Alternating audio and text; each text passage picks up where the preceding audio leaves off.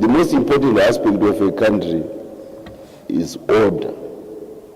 If you are a disorderly country, you will not make progress. And when everybody else is trying to put on a good show on a particular occasion, you decide to become a champion of disorder. You are a deviant.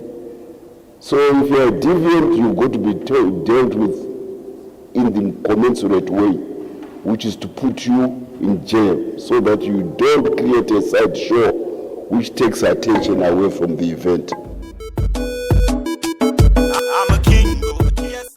Well, the most important thing is the positivity. A positive image.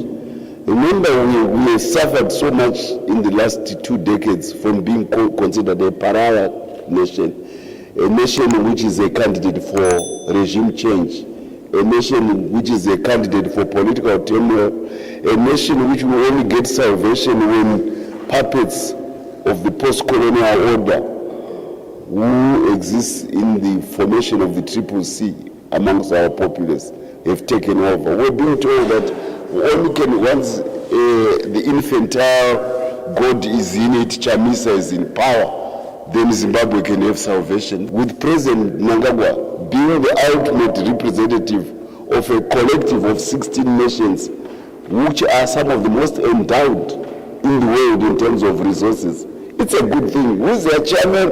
The President of the Republic of Zimbabwe. Which country is leading SADC? Zimbabwe. It sells, that's on its own sells. And when it sells, what does it do? It makes people with money, with capital, want to come to Zimbabwe to see.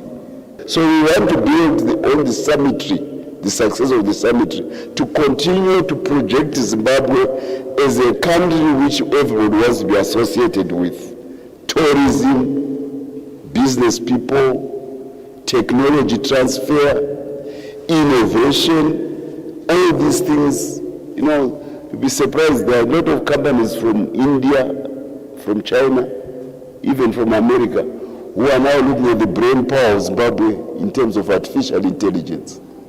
I have been approached myself by guys from Silicon Valley who say, if we come to Zimbabwe, we apply our artificial intelligence technology, we get better results because it's an educated population. These are good things. So we may become actually Africa's power in terms of artificial intelligence. And it has a huge impact on employment. Now 10,000 young people will soon be employed in Manise, producing all sorts of widgets from steel, selling them to Toyota, selling them to Mercedes-Benz. This is a good thing. So this is what we want to do, celebrating by working hard. And it comes from a positive image about your country. The most important aspect of a country is order. If you are a disorderly country, you will not make progress. And when everybody else is trying to put on a good show on a particular occasion, you decide to become a champion of disorder. You are a deviant. So if you are a deviant, you've got to be dealt with in the commensurate way, which is to put you in jail so that you don't create a side show which takes attention away from the event. Look at what happened in the UK. Look at the demonstrations in Britain now. Does that today? It's not good. And what is the British police doing about it? They are moving forcefully in much more ways than we could ever do. Look at the disorder which happened in Kenya. I mean, there may have been reasons for that. Can you imagine that mayhem on the occasion of an important summit like this? So the show, the cameras, your cameras, they move away from the event at the new parliament buildings in Mount Hampden, showing this majestic building to the world, and the graceful heads of states being made anxious about their presence in Zimbabwe because of tumultuous crowds organized by deviant Zimbabweans. No, we couldn't allow that. It was not allowed. And I'm very happy about that the security sector lived up to its billing. We are talking of general people who are given to disorder, people who never want to see their country cast in a good light. In the wisdom of the Minister of Home Affairs and the Minister of Justice, there will be a good reason to make sure that they are free.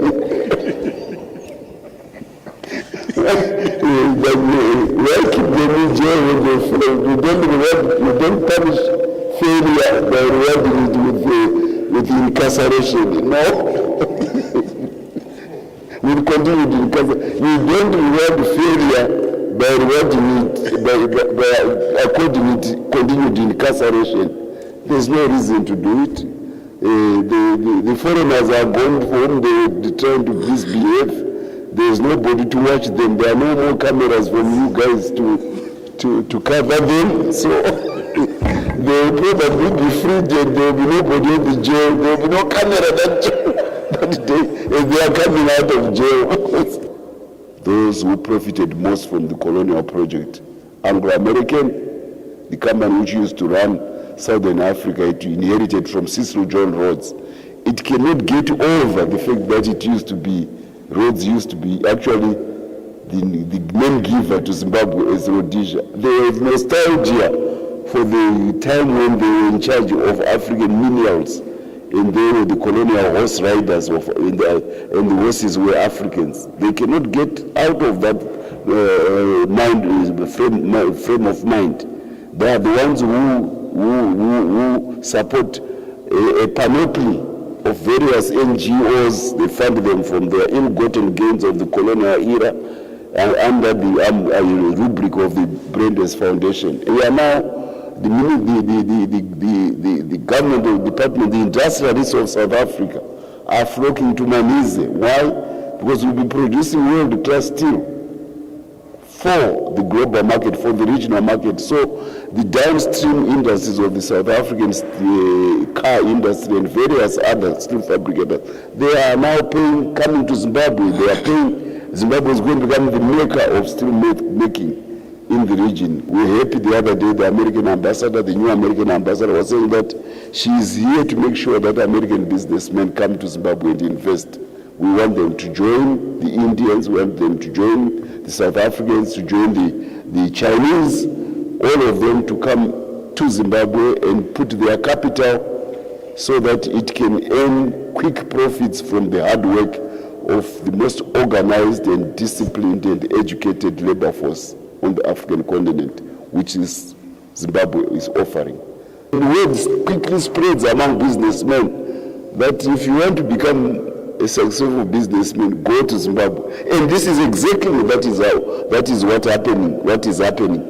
The message of President E.D. Mnangagwa that Zimbabwe is open for business, that we are an enemy to none and friend to all, and that we want to engage with the world capital markets regardless of their geographical, ethnic, or religious, or whatever leaning. Capital to us is the same. The message is getting through. And by hosting SADC in ways which nobody ever expected, defying those who thought Zimbabwe should be ostracized by its regional group, and turning that defiance into a successful show, we are saying this is the stuff which Zimbabweans are made of. He is making sure that the real metal of Zimbabweans come out to the pride of our neighbors and to the pride of our diaspora, but to the admiration of our friends from abroad, those who have always wished Africa well. But most important, impressing businessmen from abroad that if you go to Zimbabwe, you will make money and you will succeed as a businessman. We want to pay homage to the 1.2 to 1.5 million young people who are digging gold every day. They are the ones who have made the ZIG possible. So if the more we produce gold, the more the ZIG becomes stable.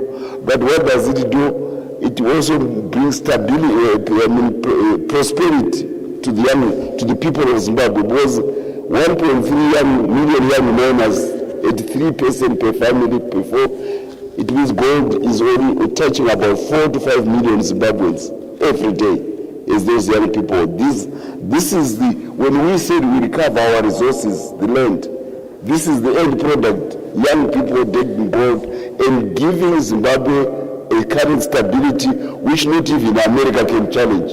Because gold is better money than US dollar. It has been around before America was born. Gold is 5,000 years old as money. The US gold dollar is only 70 years as a world currency. Gold has always been the money of the world, and Zimbabwe has it. Beyond exporting to make money, foreign currency, we dig money in Zimbabwe. So these are the things which we want, because once you have a stable currency, it means we make it, it's another incentive for industrialists to come to Zimbabwe. Beyond the organized labor, the disciplined labor, they also know that the country has got a stable currency which is supported by gold. If they invest, their money will not be eaten by inflation. So these are the positives which Comrade E.D. Mnangagwa's administration is doing. We want Zimbabweans to celebrate by sweating more of their labor so that we bring more prosperity to our people. That's why we want that can-do spirit, that confident spirit to continue to be cultivated among Zimbabweans. And you do it, you want to celebrate by hard work, in short. There's nothing which can stop the future vehicles being given mobility by made in Zimbabwe lithium batteries. Nothing to stop that. And then we feel proud when we're in Bolivia. You see a car driving, you say, can I open the boot? You see a battery made in Zimbabwe. This is a feel-good factor, isn't it? I'm a king, yes, I'm a king. I'm a king.